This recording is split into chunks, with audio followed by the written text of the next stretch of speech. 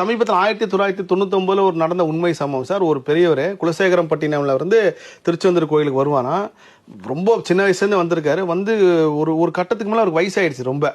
ரொம்ப வயசான இருட்டில் வருவார். இப்போதானே இந்த வெளிச்சம் எல்லாமே. அப்போ வந்து முருகர் வந்து இவருக்காக வந்து விளக்கு பிடிச்சிட்டு போயிருக்காருங்க சார். வெளிச்சத்தை கொடுத்துருக்காரு. அப்போ போயிருக்கும் போது அவருக்கு உணர்ந்துட்டாரு முருகர் தான் வந்திருக்காருன்னு சொல்லிட்டு.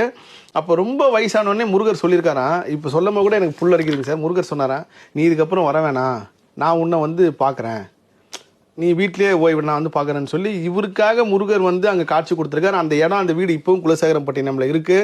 அதே மாதிரி சஷ்டி அப்போ வந்து கொடிமரத்துல இந்த பெரியவர் வந்து நின்று இருக்காரு. ஸோ எல்லாருக்குமே அங்கே தெரியும் ரெகுலராக வரன்றால. என்னடா இந்த பெரியவருக்கு உடம்பு சரியில்லைன்னு சொன்னாங்களே, என்னடா வந்து நிற்கிறாருன்னு சொல்லி பார்க்கும்போது இவர் நின்று இருக்காரு சார். கொஞ்சம் தூரம் போட மறைஞ்சிட்டாரு. அதுக்கப்புறம் இங்கே மறைஞ்சோன்னே அங்கே அவரோட ஆன்மா வந்து பிரிஞ்சிருச்சுங்க சார். இதெல்லாம் திருச்செந்தூர் அதிசயங்கள்ல ஒண்ணுதான் நான் சொல்றதெல்லாம். இந்த மாதிரி பல லட்சம் கொரோனா டைம்லயே சார் எத்தனை ரூபத்துல எனக்கு காட்சி கொடுத்துருக்காரு. கோவிலுக்கு போக முடியாத சூழ்நிலையில கூட நம்ம வந்து எங்க நிக்கிறோமோ அங்க வந்து நீங்க ஒரு சவாலாவே நான் சொல்றேங்க சார். நீங்க வந்து வாழ்க்கையே தூண்டு போயிடுச்சோ இல்ல ஏதோ ஒரு ரூபத்துல முருகா நீ இருக்கன்னா எனக்கு காட்சி கொடுன்னு சொல்லுங்க. ஏதோ ஒரு வண்டிலையோ ஏதோ ஒரு ரூபத்திலயோ அடிக்கடி பார்ப்போம்.